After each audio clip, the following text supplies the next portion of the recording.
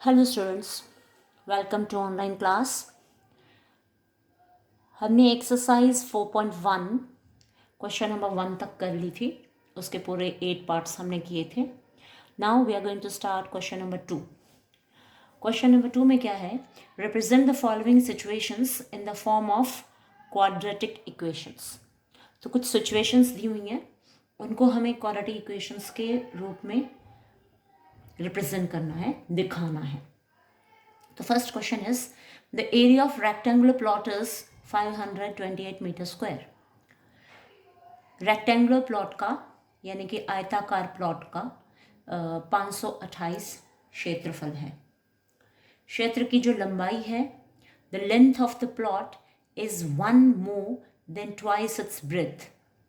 Length of the plot, plot की जो लंबाई है, इज 1 more, एक ज़्यादा है, then twice its breadth, breadth का ट्वाइस करने के बाद we need to find the length and breadth of the plot. तो प्लॉट की हमें लंबाई और चौड़ाई निकालने की आवश्यकता है। तो क्षेत्र की लंबाई चौड़ाई के दुगने से एक अधिक है। हमें भूखंड की लंबाई और चौड़ाई ज्ञात करनी है। तो चलो हम इसको करते हैं। तो इन क्वेश्चंस में हमें क्या करना होता है, जो हमें फाइंड आउट करने के लिए कहा होता है वही हम मान करके चलते हैं।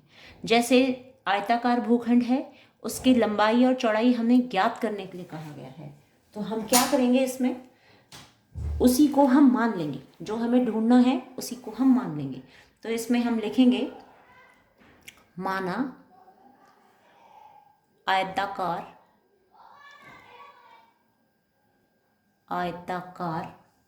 भूखंड की लंबाई को मैं ल लिख देती हूँ, ठीक है ना, इट इज x मीटर, ठीक है। Let the length of rectangular plot is x metre. अब देखो इसमें क्या था, चौड़ाई जो है, चौड़ाई का दुगना करके और एक अधिक करना है तब लंबाई आती है। तो इसमें हमें चौड़ाई मान के चलनी पड़ेगी। लंबाई अगर मानेंगे तो फिर हमें आधी करनी पड़ेगी, तो दैट विल बी डिफ़िकल्ट। तो इसमें हम क्या करेंगे, जो हमें मानना है वो सोच समझ के करना है। माना आयताकार भूखंड की, यहाँ हम चौड़ाई लिख लेते हैं, ठीक है। चौड़ाई बराबर x मीटर। तो आयताकार भूखंड की लंबाई विल बी चौड़ाई का दुगना और 1 मीटर अधिक, ठीक है। जो इसने लैंग्वेज कही थी, इसको क्वेश्चन की स्टेटमेंट को बार बार अच्छे से पढ़ लेना। एक आयताकार भूखंड का क्षेत्रफल 528 वर्ग मीटर है। क्षेत्र की लंबाई चौड़ाई के, ये देखो चौड़ाई के, तो चौड़ाई हमें पता होगी तभी ना, चौड़ाई के दुगने से एक अधिक है। तो हमें भूखंड की लंबाई और चौड़ाई ज्ञात करनी है। तो चौड़ाई हमने मान ली, लंबाई को ज्ञात करने के लिए चौड़ाई का दुगना किया और एक अधिक कर दिया, ठीक है। अब हम क्या करेंगे, आयताकार क्षेत्रफल का सबको सूत्र पता है। आयताकार भूखंड का क्षेत्रफल, भूखंड का क्षेत्रफल, area of rectangular plot, that will be length into breadth, ठीक है। लंबाई गुना में चौड़ाई करोगे तभी आएगा ना क्षेत्रफल। एरिया ऑफ रेक्टेंगुलर प्लॉट या आयताकार भूखंड का क्षेत्रफल विल बी लंबाई इंटू चौड़ाई, लेंथ इंटू ब्रेड्थ, और लेंथ और ब्रेड्थ हमने मान ही रखी है। अब देखो, आपकी जो लंबाई है वो तो 2x + 1 है, और जो चौड़ाई है वो x है। जब आप इसको मल्टीप्लाई करोगे तो 2x² + x आ गया है, ठीक है। ये है आपका क्षेत्रफल। लेकिन क्षेत्रफल प्रश्नानुसार हमें क्या दिया हुआ है, प्रश्नानुसार वो हमें दिया हुआ है 528, ठीक है, 528। तो ये क्षेत्रफल और वो क्षेत्रफल दोनों सेम होंगे। तो 2x² + x = 528। इसको यहाँ ले आओ, 2x² + x - 528। अब क्वेश्चन में तो हमें सिर्फ इक्वेशन के रूप में रिप्रेजेंट करने के लिए इसने कहा था। इक्वेशन हमारी आ चुकी हैं। इक्वेशन आने के बाद अगर फर्दर सॉल्व करना हो तो हम कर सकते हैं, लेकिन इस 4.1 के क्वेश्चन नंबर 2 के फर्स्ट पार्ट में, यानी कि क्वेश्चन 2 पे जैसे 4 पार्ट्स दिए हुए हैं, 4 में यही सब में कहा गया है कि भाई समीकरणों के रूप में निरूपित कीजिए। आगे फाइंड आउट करने के लिए कहा तो है नहीं, ठीक है, लेकिन स्टिल तो यहाँ तक आपका इस एक्सरसाइज के अकॉर्डिंग तो ख़त्म हो चुका है क्वेश्चन। अब आगे इसको सॉल्व करना चाहो, लंबाई चौड़ाई फाइंड करना चाहते हो तो इसके फैक्टर्स बना लो और फैक्टर्स बना के फिर इसको कर लो, ठीक है। तो फर्स्ट और लास्ट का जो प्रोडक्ट है देख लो, ये आपका रफ वर्क आप इसको करेंगे। रफ वर्क में फर्स्ट और लास्ट का जो प्रोडक्ट है 2 × 5 28 आप करके देखेंगे। 2 8 ज़ा 16, 2 2 ज़ा 4, 4 + 1 5, 2 5 ज़ा 10, यानी कि 1056 आता है, ठीक है। तो अब इसको ब्रेक करना है, इस तरह से ब्रेक करना है कि जोड़ने घटाने पे तो 1 आए लेकिन गुणा करने पे 1056 आए। तो वो थोड़ा सा आपको ट्राई करके फिर करना पड़ेगा, और थोड़ा सा ध्यान में भी आप रख सकते हैं। 33 × 32 करते हैं तो 1056 आ जाएगा, और जोड़ेंगे उन दोनों को घटाएंगे तो आपको 1 भी प्राप्त हो जाएगा। तो 33x - 32x - 528, ठीक है। वैसे आपका क्वेश्चन यहाँ समाप्त हो चुका है। जो क्वेश्चन पूछा गया है उसके अकॉर्डिंग आपका ये आंसर आ चुका है, ठीक है। इक्वेशन फॉर्म करने के लिए कही थी, इक्वेशन आ चुकी है। इक्वेशन को आगे कैसे सॉल्व करना है, फैक्टराइज करके सॉल्व करना चाहते हो या x = -b + -√100b² - 4ac/2a वाले फॉर्मूले से भी कर सकते हो, क्योंकि 33 और 32 को ढूंढना जो है बहुत आसान नहीं है, ठीक है। तो उस केस में आप क्या कर सकते हो, x = -b + -√b² - 4ac/2a वाला फॉर्मूला यूज़ करके कर लेना, क्योंकि यहाँ पे a की वैल्यू है 2, b की जो वैल्यू है वो 1 है, और जो c की वैल्यू है वो -528 है, ठीक है। तो इसमें पुट करके आप सॉल्व कर सकते हो, उसमें 2 वैल्यूज़ आपको मिल जाएंगी, ठीक है। अब इसमें हम क्या करेंगे, ये 2 और ये लास्ट के 2, तो लास्ट शुरू के 2 हैं, इनमें से हम कॉमन निकालेंगे। कॉमन निकालेंगे तो आपको सिर्फ x कॉमन मिलेगा, अंदर आ जाएगा 2x + 33। इस 2x + 33 को हम लिख लेंगे और -16 × 32, और 16 × 33 करेंगे तो 528 मिल जाएगा, = 0। अब 2x + 33 दोनों के पास से कॉमन आ गया, we are left with x - 16 = 0। इसको सॉल्व कीजिए। 2x + 33 = 0 और x - 16 = 0, क्योंकि दोनों का प्रोडक्ट 0 है, तो या तो ये 0 है या फिर ये 0 है। और जैसे ये है आपकी जो वीडियो है, इसको आप बड़ी स्क्रीन करके देख लेना, रोटेट करके, ठीक है ना। फिर इसको फाइंड करोगे आगे तो 2x = -33, x = -33/2। ये तो नेगेटिव में आ गया तो वैल्यू हो नहीं सकती, लंबाई चौड़ाई कभी घटा में नहीं होती हैं, तो ये तो हो ही गया हमारा क्रॉस। यहाँ से देखो x = वहाँ गया तो ये +16 आ गया, तो ये है हमारा, तो चौड़ाई जो है हमारी 16 हो गई है। चौड़ाई = 16 मीटर, क्योंकि हमने चौड़ाई को x माना था, और जो लंबाई है, लंबाई = चौड़ाई का दुगना और 1 अधिक, ठीक है। 2 × 16 + 1, तो 16 × 32 + 1 33 मीटर जो है आपकी आ गई है लंबाई, ठीक है। समझ में आ गया होगा आपको अच्छे से, तो आप देख लीजिए इसको। नेक्स्ट क्वेश्चन, 2 क्रमागत धनात्मक पूर्णांकों का गुणनफल 308 है, हमें 2 पूर्णांकों को ज्ञात करना है। अब जो इंग्लिश मीडियम के स्टूडेंट्स हैं वो भी क्वेश्चन के स्टेटमेंट को देखेंगे। The product of 2 consecutive positive integers is 306। Product का मतलब गुणनफल, 2 consecutive का मतलब एक के बाद आने वाले क्रमागत पॉजिटिव इंटीजर्स, वो है 306। We need to find the integers, तो इंटीजर्स हमें फाइंड आउट करने हैं। तो इसमें जो फाइंड आउट करना है उसी को हम एज्यूम कर लेंगे। तो इसमें कहा क्या है, मानेंगे, माना पूर्णांक ज्ञात करने हैं इसमें। माना पहला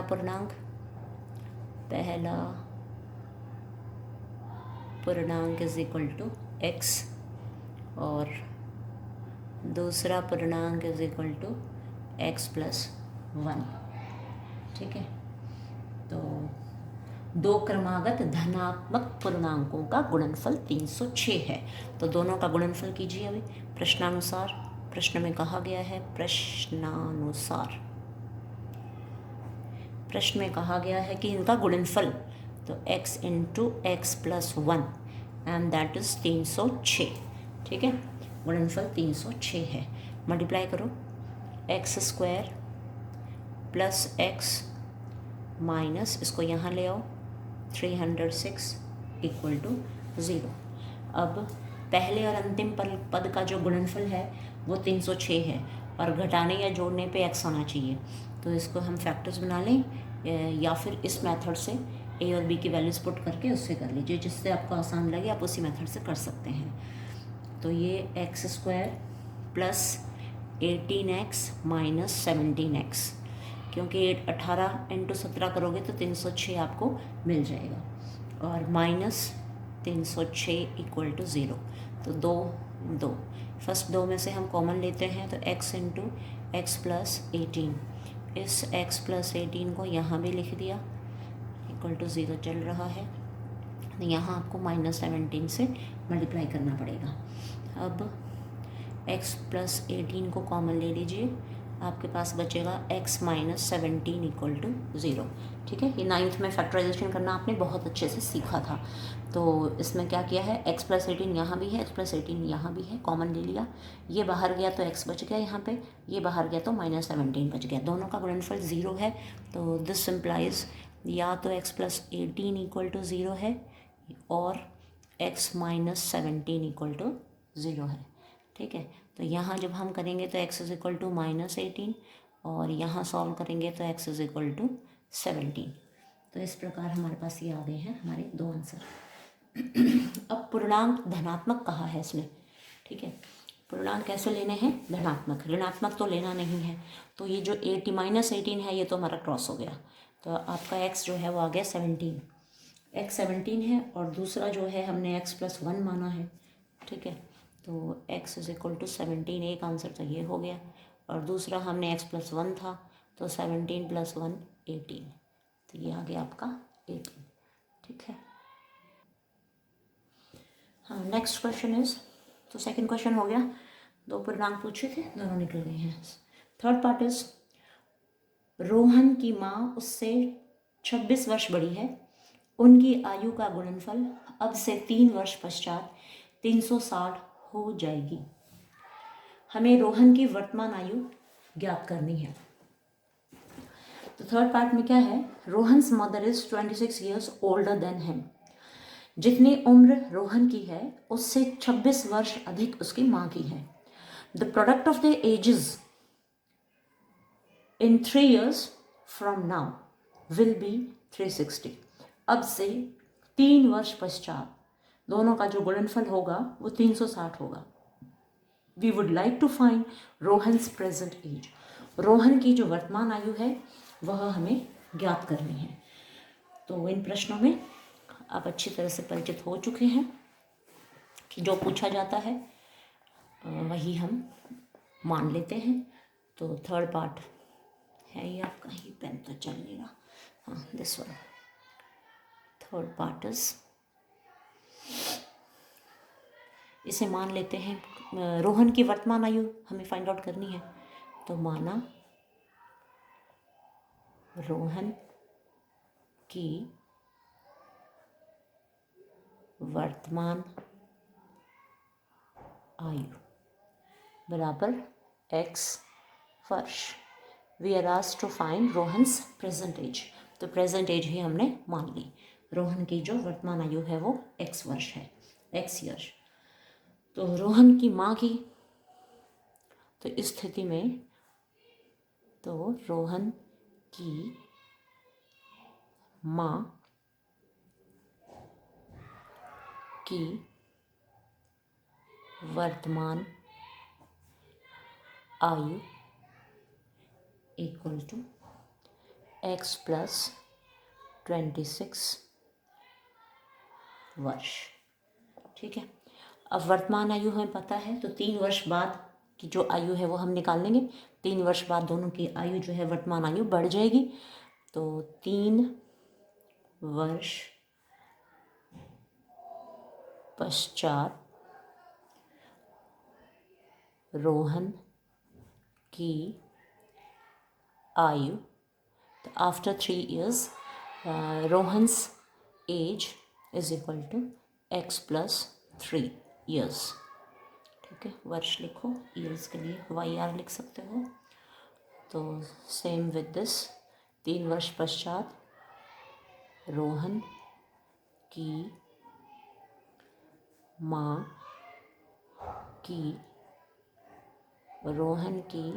की आयु बराबर, देखो वर्तमान आयु x प्लस 26 है, तो इस x प्लस 26 में 3 वर्ष हम जोड़ देंगे, x plus 26 plus 3।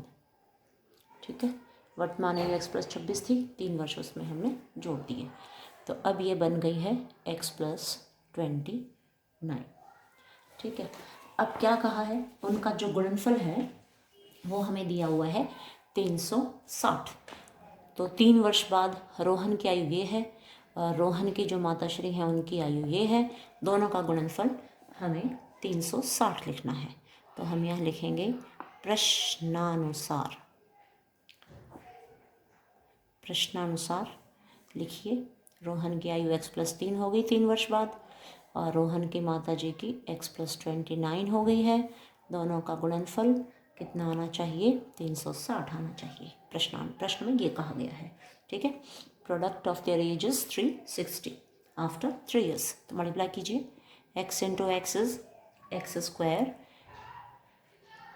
Then x into 29 करोगे तो 29x plus 3x plus 3 into 29 कीजिए, तो 3 9 27, कितना 87 बन जाएगा ना, ये 87। इसको यहाँ ले आइए, माइनस 360 है, गुणा करके देख लो ठीक ठाक है क्या। 3 में 27 है, सब 2, 3 दूनी 6, 6 और 2 8। ठीक है, क्योंकि अगर प्लस माइनस गलत हो गया तो आंसर भी गलत होगा।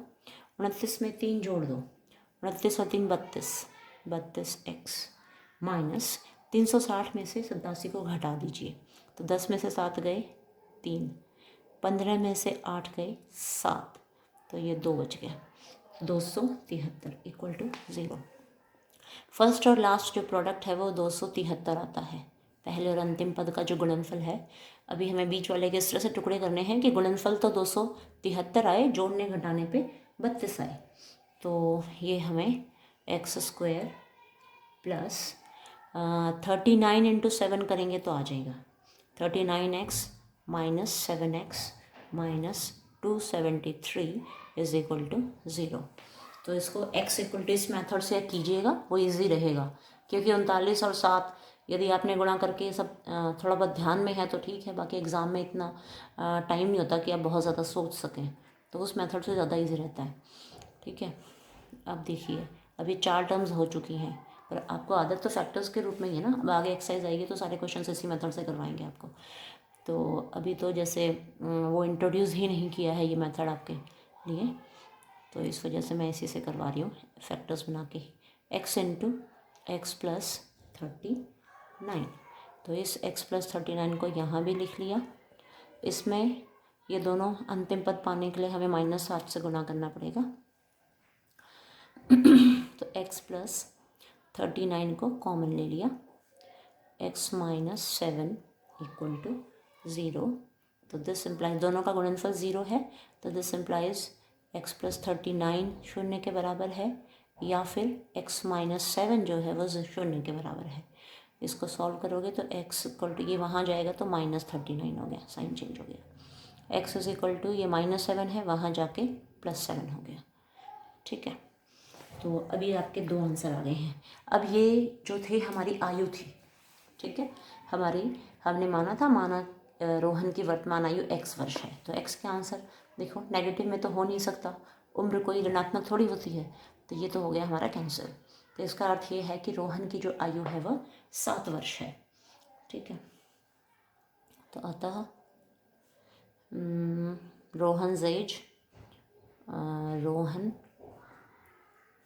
की वर्तमान आयु बराबर 7 वर्ष। और माँ की वर्तमान आयु क्या हो जाएगी, पूछी है क्या, नहीं पूछी। ठीक है, पूछी होती तो हम निकाल सकते थे, क्योंकि x + 26 थी, 26 में 7 जोड़ देंगे 33 वर्ष आ जाएगी। ठीक है ना, क्योंकि 26 वर्ष बड़ी बताया था उसमें, तो इस वजह से जब उसकी 7 वर्ष है तो माता श्री की 33 वर्ष हो जाएगी।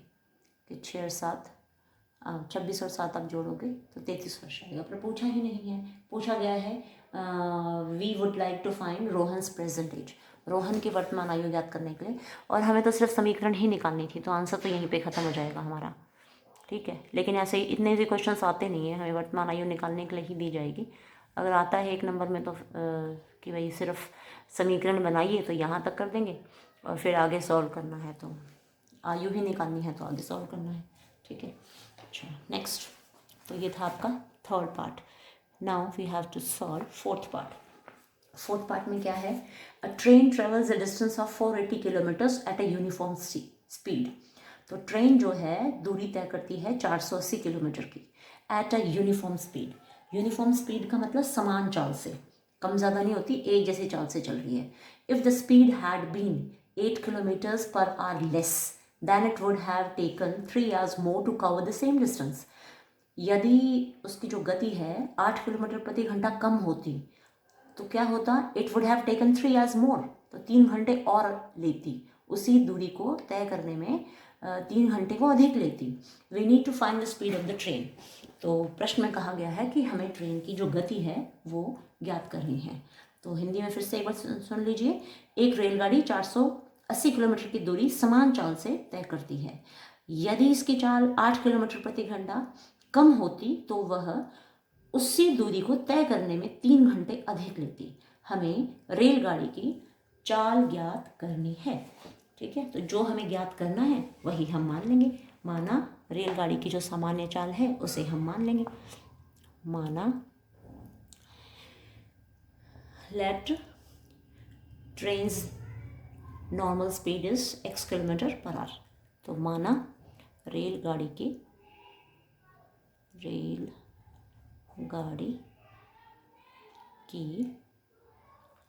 सामान्य चाल बराबर x km/h। यानी कि जो हमें ढूंढने के लिए कहा जाए वही हम मान लें। ठीक है, तो उसकी नॉर्मल स्पीड हमें ढूंढने के लिए कही गई है, वही हमने मान ली। अच्छा, अब रेलगाड़ी द्वारा तय की गई दूरी देखो कितनी है। तय की गई दूरी बराबर इट इज़ गिवन 480 किलोमीटर। ठीक है, रेलगाड़ी द्वारा तय की जाने वाली जो दूरी है वो है 480 किलोमीटर, 480 किलोमीटर। अब हमें फाइंड आउट करना है इसका टाइम। ठीक है, अब सामान्य चाल ये थी और दूरी ये थी। उस टाइम पे देखो speed is equal to distance over time, ये आपका फॉर्मूला होता है। ठीक है, चाल बराबर, आपने साइंस में सीखा है, चाल बराबर दूरी बटे समय। ठीक है, पढ़ा है ना साइंस में, चाल बराबर दूरी बटे समय। अब चाल हमने मानी है x km/h, दूरी उसकी 480 किलोमीटर फिक्स है, समय जो है वो हमें पता नहीं है, तो उसके हिसाब से समय देखो कितना आ गया। समय को समय ही लिखा है, इसको हमने वहाँ भेजा तो 480/x आ गया है। ठीक है, 480/x घंटे में आएगा तो R हो गया, ये HR लिख दिया। HOUR पूरा लिखने की जरूरत नहीं है, घंटा घंटा लिखने की जरूरत नहीं है, HR लिख दोगे तो अंडरस्टूड है। फिर दूसरी अवस्था में देखो, रेलगाड़ी की जो चाल है इसने क्या कहा है, कम करने के लिए कहा है। दूसरी अवस्था में रेलगाड़ी की चाल हम मान लें, जो हमने मानी है उसी के अकॉर्डिंग। रेल गाड़ी की चाल बराबर x मानी थी तो यहाँ x-8 मान लेंगे, क्योंकि कम करने के लिए कहा है इसने। x-8 किलोमीटर पर आवर, ठीक है। स्पीड हमने इसकी ये मान ली है। अच्छा, डिस्टेंस तो वही है ना, तो इसके हिसाब से फिर समय कितना आ जाएगा।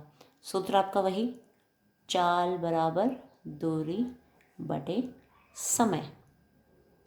समय चाल तो ये वाली हो गई x-8, जो डिस्टेंस है वो तो सेम है, 480 किलोमीटर दूरी ही तय करनी है। समय यहाँ से निकालो, इसको वहाँ ले जाओ, इसको वहाँ लो, तो समय बराबर 480 बटे x-8, ये भी आवर्स में होगा आपका, ठीक है, घंटे में। अब इसने क्या कहा था, वो भी समय है और ये भी समय है, ठीक है। समय ये भी है और समय ये भी है, ठीक है। अब इसने क्वेश्चन के स्टेटमेंट को हमें अच्छे से देखना है। इसने क्या कहा, इसने कहा कि इसकी चाल 8 किलोमीटर प्रति घंटा कम हो तो वह उसी दूरी को तय करने में 3 घंटे अधिक लेती है, 3 घंटे ज़्यादा लेगी। यानी कि ये वाला जो टाइम है, दोनों टाइमों को हम अगर तुलना करें, है ना, तो ये भी टाइम है और जो पीछे हमने फाइंड आउट किया वो भी टाइम है। दोनों का जो अंतर है वो कितना आना चाहिए, 3 घंटे, ठीक है। तो इसमें हम क्या करेंगे, अब देखो ये जो है ना, ये स्पीड x-8, चाल तो कम हो गई है, जो टाइम आया है चाल कम होने से समय कम बन गया, ठीक है। ये जो समय है, इस समय में और उस समय में, दोनों में जो अंतर है वो 3 घंटे का है, ठीक है। तो हम क्या लिखेंगे, हम यहाँ लिखेंगे प्रश्नानुसार।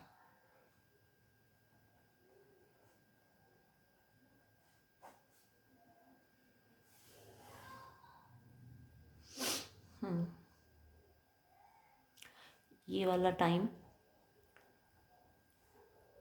इसकी स्पीड कम है तो ये टाइम ज़्यादा है, इस ज़्यादा समय में से कम समय को घटाएं 480/x, तो डिफरेंस आएगा आपका 3 घंटे का, ठीक है।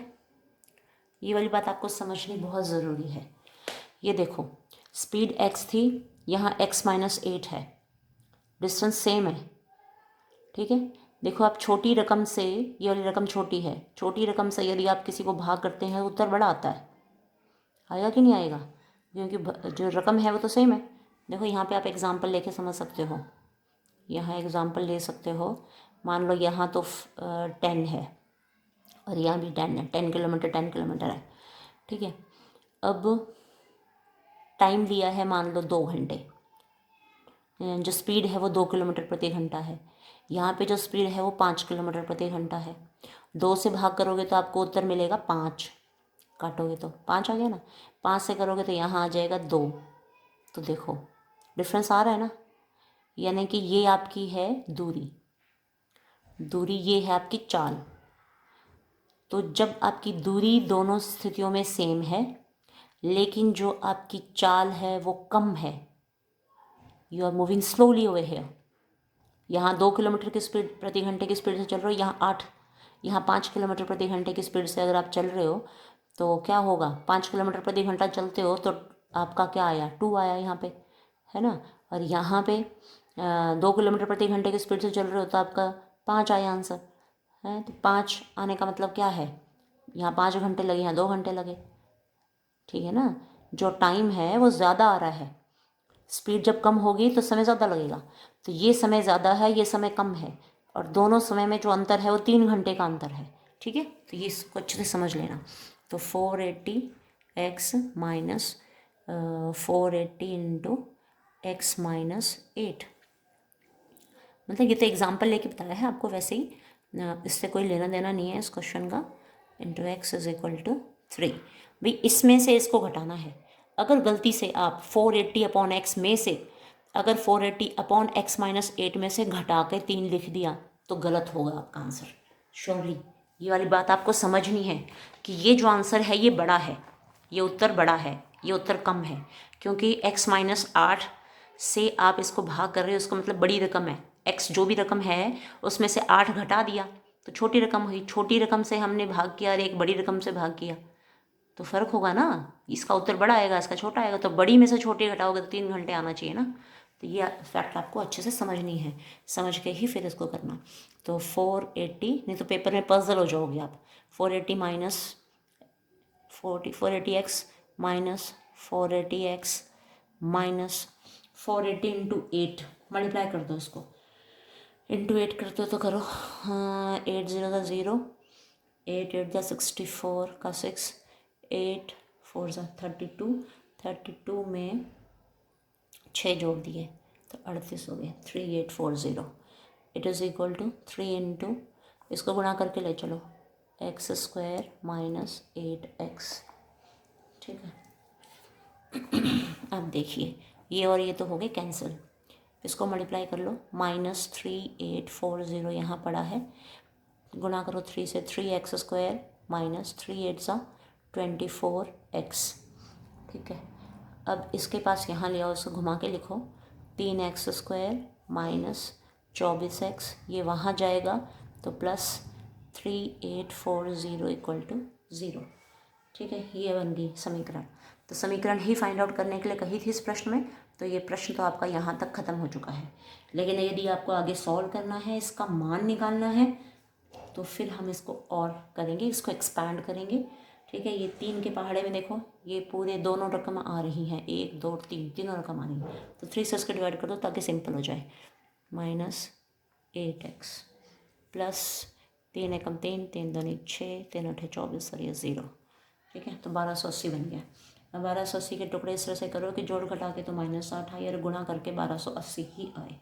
तो इसको हम लिखेंगे x square minus 40x plus 32x, 40 गुणा 32 करोगे तो 1280 आपको मिल जाएगा, और दोनों को आप घटाते हो तो -8 भी मिल जाता है। तो -1280 इक्वल टू 0। ये माइनस था, वहाँ जाके प्लस हो गया था, तो 3x square minus 24x plus 3840। तो इसके साइंस थोड़ा देख लेना अच्छे से, कोई मिस्टेक ना हो। तो x कॉमन लोगे, x माइनस 40, इस x माइनस 40 को यहाँ भी लिख दो, तो आपको मल्टीप्लाई करना पड़ेगा 32 से, तो plus 32 x minus 40 into x plus 32 equal to 0। x minus 40 common लेने पे x प्लस 32 आता है। अब दोनों का गुणनफल 0 है, तो this implies x minus 40 is equal to 0 और x प्लस 32 इक्वल टू 0। तो this implies x is equal to 40 और x इज इक्वल टू -32। अब देखो ये तो माइनस में आ गई ना, तो चाल तो ऋणात्मक हो नहीं सकती, तो ये तो आपका कैंसिल हो गया आपका। ठीक है, तो रेलगाड़ी की सामान्य चाल हमने x मानी थी, तो अतः रेल गाड़ी की सामान्य चाल बराबर 40 किलोमीटर्स पर आवर। ठीक है, पर आर, HR लिख देना यहाँ पे। तो hence train's normal speed is 40 kilometre per hour. ठीक है, तो ये चीज़ आपको बहुत समझने लायक थे यहाँ पे। ये समय ज़्यादा है, ये समय कम है। ठीक है, समय बराबर, हमने देखो चाल बराबर दूरी बटे समय, दोनों ही स्थितियों में समय निकाला है। तो समय ये वाला टाइम जो है ज़्यादा लगा क्योंकि स्पीड कम हो गई थी। ठीक है, तो ज़्यादा में से कम चीज़ घटती है, और दोनों का जो अंतर था वो 3 घंटे का था, तो ज़्यादा वाले समय में से कम वाले समय को घटाया, 3 घंटे आए, इक्वेशन हमारी फॉर्म हो गई। इक्वेशन फॉर्म हो गई, उसको आगे हमने सॉल्व किया तो ये बन गई हमारा। इस प्रकार हमारा ये जो 4.1 है ये कंप्लीट हो गई। तो नेक्स्ट वीडियो में हम 4.2 करेंगे। ठीक है, तो जहाँ भी आपको समझ में ना आए तो वीडियो को रोक के पॉज करके बैक लेके अच्छे से समझ लेना, और बस ठीक है, अपनी नोटबुक्स जो है वो कंप्लीट कर लेना।